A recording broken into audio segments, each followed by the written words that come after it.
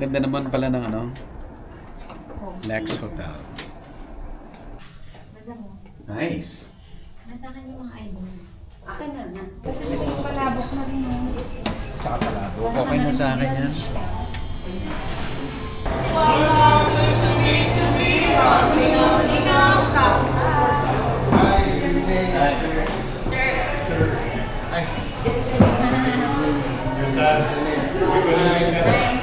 Salamat po. Make sure po kayo. Kasi nanonood ko talaga sa agribusiness. Talaga sir. Especially yung podcast. Oo. Actually, you should do it more often. Oo.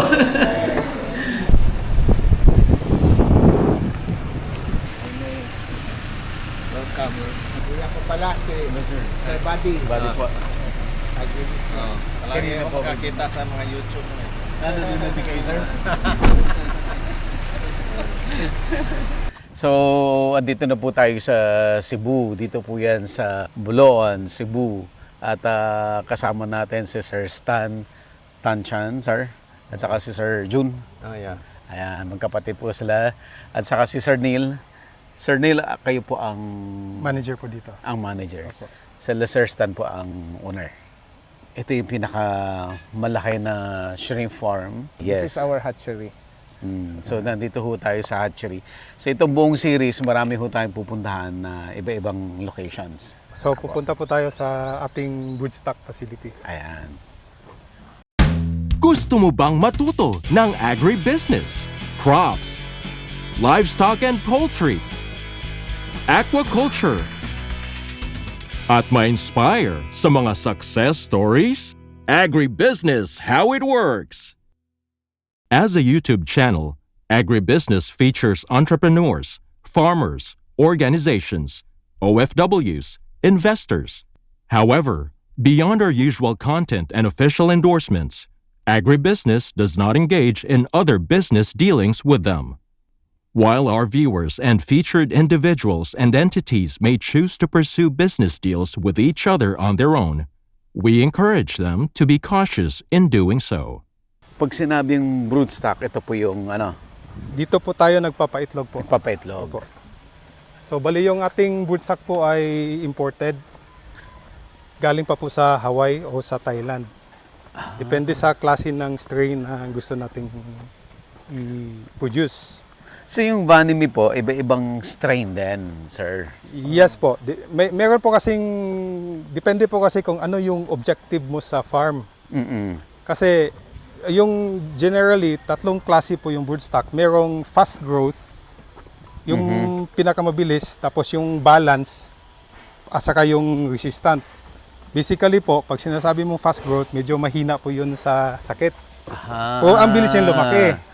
Pag balance, katamtaman yung average yung paglaki niya. Oo. Tapos, maganda na rin yung resistance niya sa sakit. Pag sinabi mo resistant, medyo mabagal siya lumaki, pero mas maraming mabubuhay.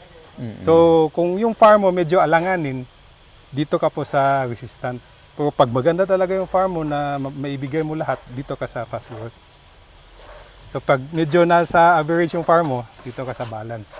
So, normally kami, pag sa farm namin, fast growth yung kinukulture natin. Tapos, yung mga customer natin na naghahanap ng balance, meron din tayong strain na balance na pinuproduce para sa mga customer natin. In one given time, laging tatlo ang pinoproduce. Usually po, dalawa lang yung balance sa Balance fast and growth. fast. Opo.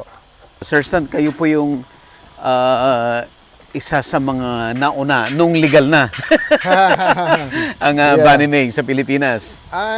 I think, di naman tayo first. I think we were a bit late, maybe a few years later than the others. Okay. Mga 2 years na eh. 2 years na after. no legal siya. 2 years after legal kasi late kami shift.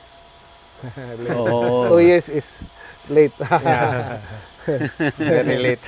By the way, kaya ho sinasabi nating naging legal kasi ang vanimi ay introduced species sa Pilipinas. Yes. So nung araw, hindi talaga pinapayagan na mag-grow ng vanity. Pero may mga nag-start mag-grow kaya sinasabing illegal. Yes. Yan. Mga walang permit yun ang importation ng breeders dati. Ayan. Pero sir, bigyan nyo kami sir ng idea bakit ni-introduce ang vanity sa Pilipinas. Kasi dati, yung Black Tiger, Mm-mm. sobrang maselan. Diba? Minsan mahirap siya i-grow. Mm-mm. And marami siyang sakit because during that time, yung brood stock ng Monodon or the Black Tiger was from the wild. So kung wild, hindi siya parang like right now sa Banamay na it's bred na breeders. Captivity, So tested, so specific pathogen free siya. Unlike yung dati from the wild yung mga breeders. So minsan madala mo yung sakit to your hatchery facility and to your grow out. So that was the challenge with Monodon. Aside from Yung stocking density with Banamay, you can have as much if you want 200-300 per square meter. Sa Black Tiger, yung 40 max na talaga yan. After that, ayaw na siyang mag-grow. Oh, So, I see. yun ang advantage din ng Banamay. So yung Monodon po talaga, kumbaga native sa atin or andyan lang talaga. Yes, yeah, and it's a native species. Oh, I see. So, dito po tayo sa ating broodstock. So, ito pong ating facility, medyo stricto po tayo sa biosecurity. Kaya bago po tayo pumasok, kailangan po nating maghugas ng kamay I see. Apa. with soap, saka alcohol afterwards, and then dadaan po tayo sa foot bath. Foot bath.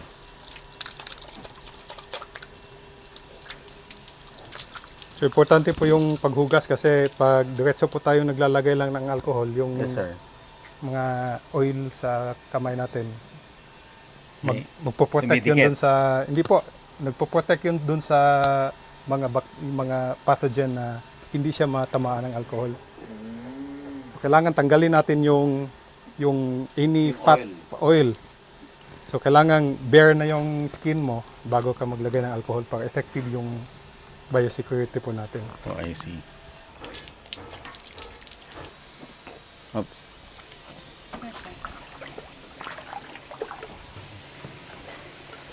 Si Joel po, sir. Hello, Sir Joel. Sige, So, sir. si Joel po, sir, siya po ang ating technician po dito sa broodstock maturation.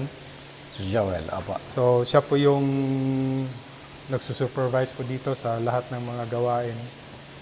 So, importante po yung trabaho niya kasi pag hindi po siya nagbibigay sa atin ng nuklay, yung bagong pisa po, wala po mangyayari sa hatchery natin. Sir, i-describe mo nga, sir, yung itong tank. Opo. So, ang tangke po natin dito ay 20 square meters po ito. More or 20. less. Opo. So, sa bawat isang tangke, ang nilalagay lang po natin maximum mga 120 pieces. So, pinaghiwalay po natin yung babae sa lalaki. Ito po yung babae. Okay. Tapos ito po yung lalaki. Ngayon, yung ibang maturation facilities po, hinahalo po nila pero mas mahirap po mag-control ng maghanap ng yung mga na-mate na po. Hindi po maganda yung production. So, bumalik po tayo sa hiwalay. Hiwalay. So, kailan nyo po sila pinagsasama, Sir Neil? Bale, itong mga babae po, meron po siyang stages of development doon sa egg. Papansin po natin, meron pong mga umiitim na po yun dito sa likod. Ito, medyo puti pa po siya. Yan po ay itlog. Yan po, yung parang puti na nasa likod. Dito sa batok niya? Dito, ito Parang po sa batok. likod. Dito po, sa may likod.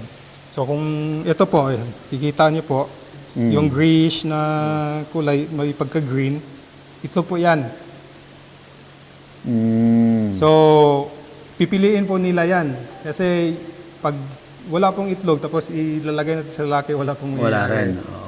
Opo, so So, ito pong, ayan, may mga, yan, yung mga pina-flashlightan natin, meron po yan. yeah, meron po yan, pero kasi simulan lang uli niyang mag-develop. So, siguro Mga 2 days ago nag-spawn yan. So nagde-develop pa lang siya. Ito po, it takes another 2 days bago gumanito. So mamaya po, magiging buo na po yan. So yun yung sa bandang hapon, yun yung ililipat nila dito. So mabilis, ilang days yan, sir, normally, bago May- mag-ready? Ang Ito, sir, ano to? ito, Meron yan? Wala. meron yan. Meron na sa Meron buntot. din. Hanggang Yan buong likod hanggang niya. buong liko po yan. Buong likod. Buong likod. Tapos kakapal po yan. Meron po tayong pinapakain. 11, maglalagay po tayo ng pulicate. Yung bloodworm. Sila po yung Yun ang kakainin nila. kakainin po nila yon. Tapos yun yung nag-i-stimulate po ng pag-develop ng itlog. Oh. So pag hindi po natin pinakain ng pulicate, may magde-develop po pero Mabagal. manipis, mabagal. So hindi mo ma-sustain po yung cycle mo. So sa record po namin, ang pinakamabilis po na bumalik ay 3 days. Pero normally, mga 5 to 7 days po yung cycle. 5 to 7 days. Opo. So pag, Mangitlog po siya. pag ready na po dito, alam marami ng itlog, Opo. ililipat niyo po. Lilipat namin. Isasama dito sa mail. Sasama sa mail. Tapos, Tapos mag-mate po yon. magme-mate sila. Mag-mate sila. Tapos pag na-mate na po, ililipat namin yung babae, kukunin ulit natin. Oo. Lalagay po natin sa spawning tank, yung bilog ng tangke. Doon po Paano sila nyo malalaman na nag-mate na sila? makikita po nila na parang, yung lalaki po kasi sir, meron silang tinatawag na sperm sac, spermatophore. Isa pong buong pack yun ng sperm, i-deposit po nila sa babae. Minsan, na pag dito yan sa gitna, mapapansin po nila yan, makikita nila na medyo may puti na nakausli. Tapos, Dito sa babae? Sa babae. Tapos, nag-iiba din yung langoy. So, may mga slight na change doon sa movement ng babae, malalaman natin na na-mate na po siya. So, kukunin po nila yon, ilalagay nila sa spawning tank. Tingnan natin, sir, dito sa lalaki naman. Ito po, lalaki natin. Ano naman ang palatandaan sa kanya na ready siya? Ang lalaki po, meron po siyang, buo na po yung kanyang sperm sac sa, nasa ventral part po o yun Dito nasa sa harap. may tiyan? Sa medyo may mataas ng tiyan. Hmm. Ipakita po namin yung sperm, Yan, papakita. sperm sac na nagde-develop. So ito, medyo mababa pa po yung tubig natin dahil didrain lang po natin. Asa nagpalit po? Paakyat na po, makikita po niyo po, may pumapasok na tubig. So, paakyat na po yung tubig dito. Ang tubig po nito normally, sir, gaano kataas? Mga half a meter lang po. Half a meter. Mga kalahati lang po ng tangke. Ito, sir. So, ito po yung male natin. So, ito po yung sperm niya. Ito. Itong puti po, yung puti po. Ayun, yan yung puti-puti Yes na po, yan. dalawa po yan. Ayun. Medyo manipis pa po yan. Kakapal pa po yan. So, i-deposit po yung buo doon sa babae. Yung buong sac na yan, didikit yan doon sa babae. I-release nila yan. Yan po. Yan po. Ito. Yung puti na yan. Lalabas po yan. Lahat. Isang sac.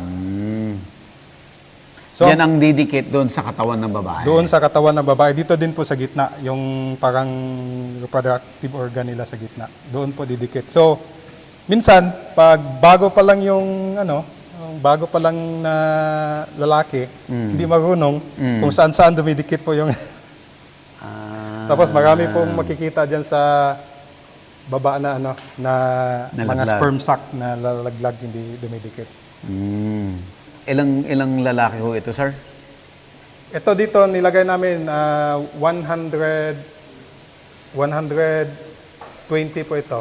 120? Opo. So yung babae, ilan ang ilalagay dito? Kung ano lang po yung Kung ano lang mag-mature. Mag-mature. Opo. Hindi po natin ilalagay hindi po natin unnecessarily na ililipat yung babae pag hindi po ready. So posibleng mas marami lagi yung lalaki. Palagi pong marami ang lalaki. Laging malabo. Opo. Oh, I So, see. normally, ang lalaki, hindi na po natin minomonitor yung kanilang development. Kasi Hindi anyway, na. kung yung andyan mga lang naman nag-develop, sila. andyan lang sila.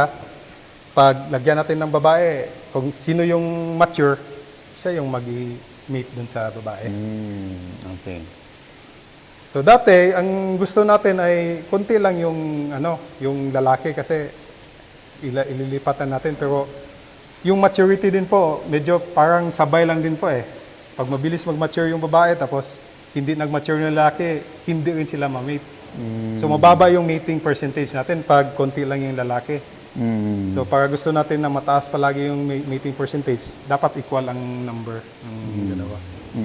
So ito pong technology na ginagamit nyo, sarili nyong develop or may pinanggayahan din?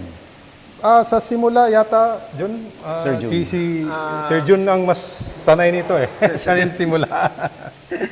Actually, yung dami man yung, when the hatchery business started in the Philippines, maraming yung mga Taiwanese na method, yung mga square tanks. So when we started, nag-consult kami ng mga Filipino, nagtrabaho sa Ecuador. Okay. So, yung initial technology ginagamit namin is yung clear water at saka parang raceway na yung mga tangke, yung rectangular, mataas ba?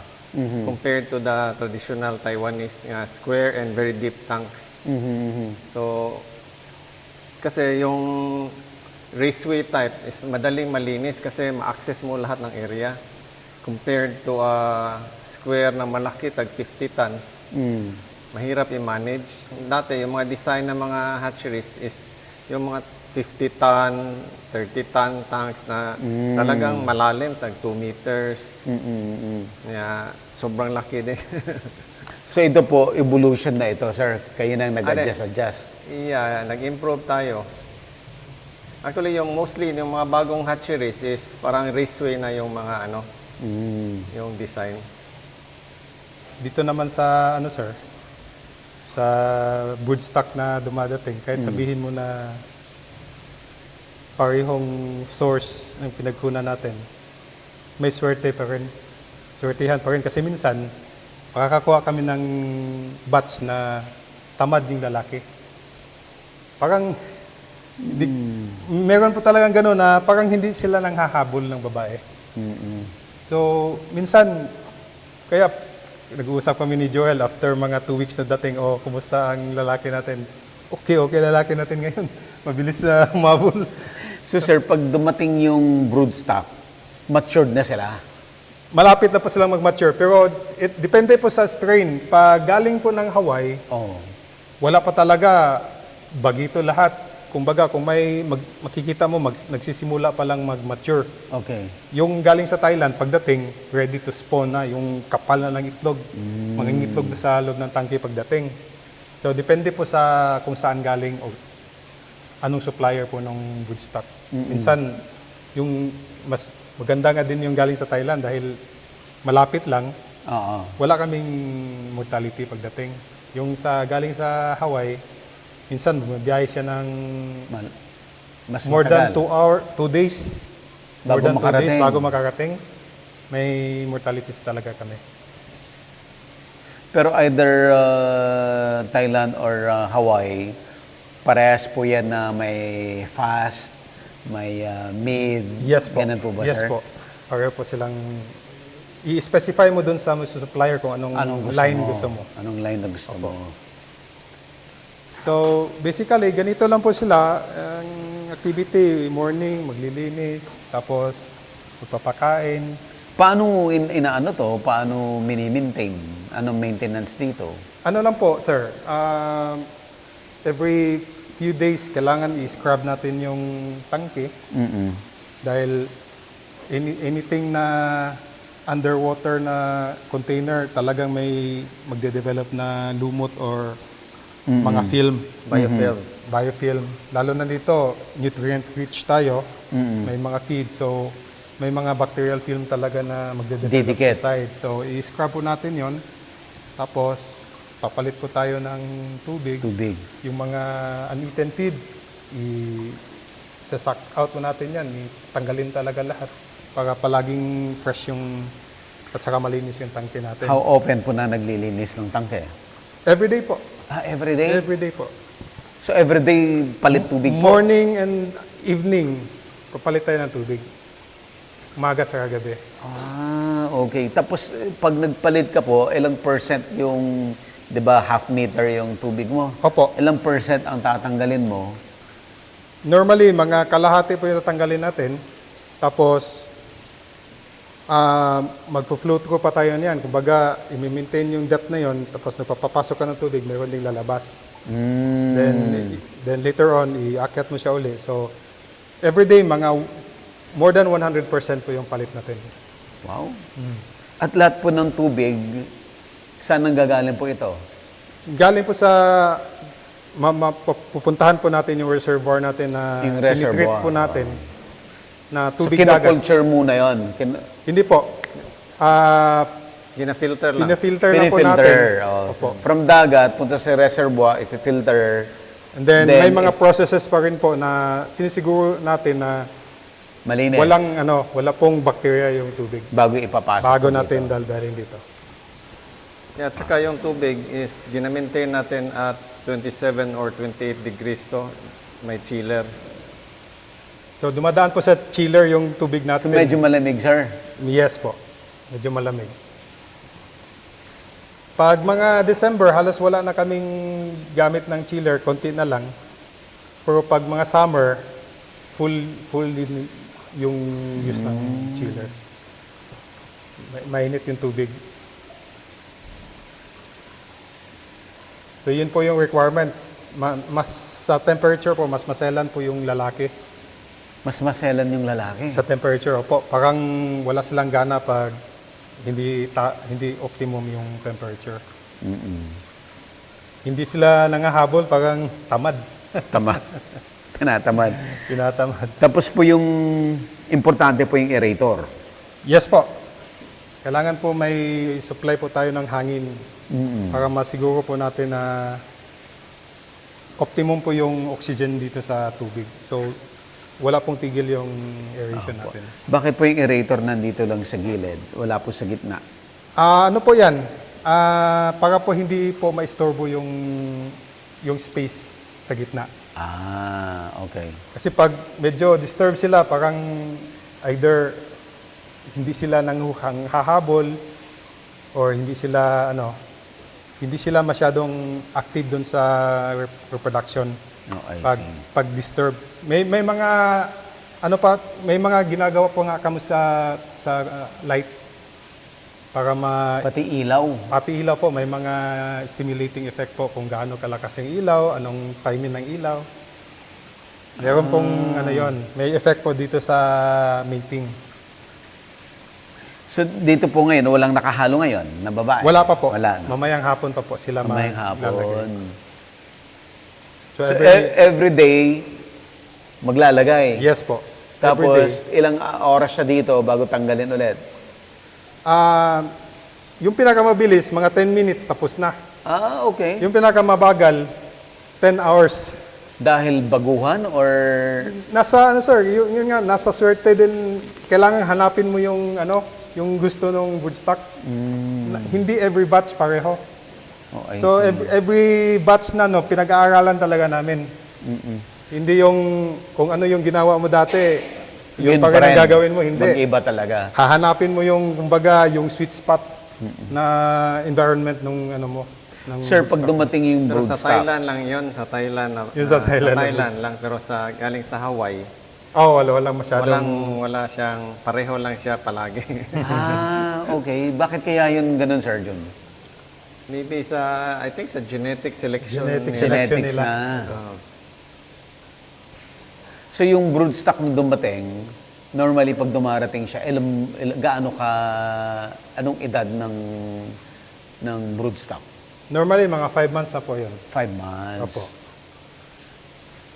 So pagdating ng itong mga fast growing pagdating nasa mga 50 grams na po siya Per piece. per piece. Yung mga yung mga balance nasa mga 35 to 40 grams na siya pagdating. So makikita mo pa lang sa size ng broodstock, di ba? Tapos po ilang buwan nyo naman siya na nagagamit dito sa breeding?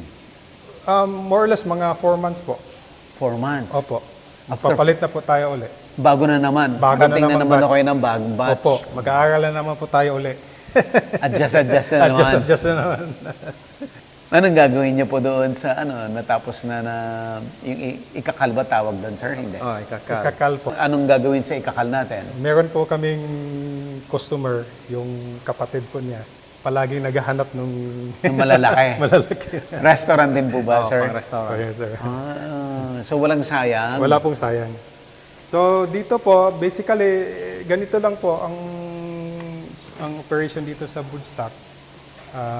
I-maintain lang po natin yung tubig, maintain natin po yung hangin, i-maintain po natin yung environment na angkop po doon sa broodstock natin. Okay. Sir, diba may apat ka na tagti 20 square meter. Opo. All in all, ilan yung stocks dito sa apat na tank na to? Dito po ngayon, nasa 420 po tayo. 420 po. Male and female na po Male yan. and female na po. Ano?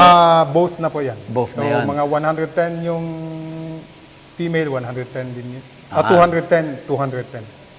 Eksakto yung proportion ng Yes, sir. bilang. Pareho lang yung bilang pagdating. Unless na mayroon na pong mga mortalities, Apo. doon na nagbabago yung ratio. Pero maliit lang naman. Usually, yung mga magsimula silang pagpasok ng third month, magsisimula ng dumami yung frequency ng mortality kasi stressful po yung ano nila. Pero sabi niyo nga, hanggang 4 months lang naman, palit na. 4 months lang po. Tapos sir, ang cycle mo is 3 to 7 days. Gaano kadami yung napuproduce nyo na ano dito, na similya ba ang tawag, sir? Nuplay. Yung parang chicks. Ah, sa manok nuplay. chicks. Opo. So, gaano kadaming nuplay ang naipuproduce nitong apat na tank na to? Yung ano sir, yung ating parang benchmark is between 3 to 4 million per female sa life cycle niya. Yung 4 months? Yung 4 months, opo. Per female, 3 to 4 million. Wow. Opo. Tapos, in any day, meron lang tayo makukuha na between 10 to 13% po ng population. So, for example, meron tayo 100. Meron po mga 10 to 13 na female dyan na mga itlog. 3 billion, sir? 2 to 3 million? 3 to 4 million. 3 to 4 million bawat isang bawat isa. female. Female. Diba ba? Times 200. Times, sabihin natin, 200, mga 220. 220. Ilang Opo. million po yun? Opo. billion, Madami po. billion na po yun. 220 times 4, mga 880 million. 880 Almost, million. Tapos mabubuhay po lahat yun? Hindi. Mabubuhay po lahat, pero kalahati po noon, tinatapon lang po natin. Hindi papasa sa quality? Opo, pag meron po kasing sistema para paano mo ma-select yung malakas. Yung malakas po, mabilis po siyang lumangoy papunta sa ilaw. So, pag nag-harvest po tayo, patay yung ilaw Oo. for a while. Tapos, maglagay tayo Biglang ng mag-ilaw flashlight. ka. So, kung sino yung Mabilis pumunta mabilis sa ilaw. pumunta sa ilaw, yun yung kinukuha po Yun natin. ang kukunin. Opo. Yung mga maiiwan, yun yung mostly tapon na. Hindi na pwedeng alagaan yun, sir. Pag talagang alanganin, sa production mo, pwede mong alagaan. Kaya lang, pagdating doon sa grow out, mababa din Mamamatay yung din. recovery mo. Mababa yung recovery. That's why sa amin, talaga hindi namin ginagamit talaga yan. Kasi kung mga hatchery nga alanganin sa quantity ng broodstock na importation, yun, gagamitin talaga yan. So, harvest lahat. Pero sa atin, nag-select lang tayo sa mga 50% na yung best quality ng nuplay. Oo. Yun lang ang ilalabas for your clients. Oh, yun i-re-raise natin sa larval na. Para sa farm natin, saka para sa clients natin. Oh, okay. Galing po dito, Yung babae po na na-mate na po, Mm. ililipat po sila dito. Ito po yung ating spawning. Ah, ito na. So dito po sila dito po sila mag-release po ng egg. Itlog na lang po. So, itlog na yung natira dito. Opo, so makikita mo yung parang alikabok. Yung parang alikabok po. Yung sa tubig. Yan na po yung itlog. So, yan. Ah, yung mga ganyan-ganyan, yung mga lumulutang. Hindi po, yung makikita mo, tingnan mo po yung ilaw. Parang may alikabok sa tubig. Yung parang sa tubig mismo na parang alikabok. Yun na po yung itlog. Itlog na yung mga yan. Opo. Nasa water column mismo. Nakalutang. Yan po, yung parang alikabok. Sa column ng tubig. So maya-maya po, pipisa na po yan. By mga lunchtime, pisa na po yan sila lahat. Ah, ganun kabilis po. Opo. Kanina pa po ito na, kagabi po ito na, yung pinaris po kagabi.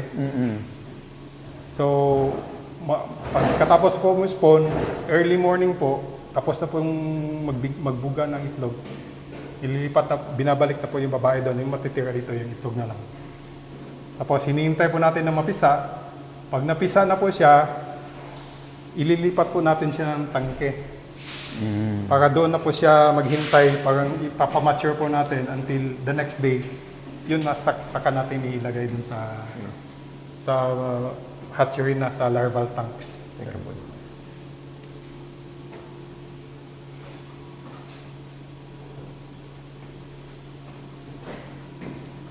Ito yan po. Ah, yung parang Parang mga likabok po.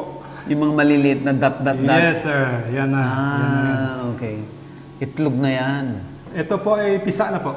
Ah, napisa na yan? Opo, pisa na po yan. Grabe, lilit. Opo. So, lumalangoy na po ito. Ano pa lang, parang palutang-lutang lang po sila. Dami. Dami po. So, pagkatapos po dito, So, pagkatapos po dito, i-harvest po nila. paano nila na-harvest yan? Ano po?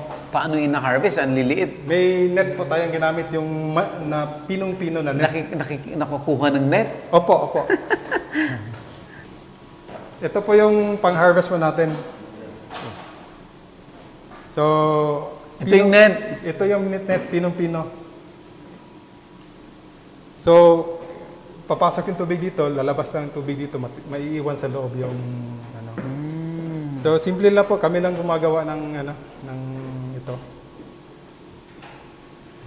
Ayun pala eh. Yun. I see. Actually, pinapatay talaga namin ang ilaw doon para hindi ma-disturb yung... Oh, I see. Patayin na, baka ma-disturb yung ano. So, exit.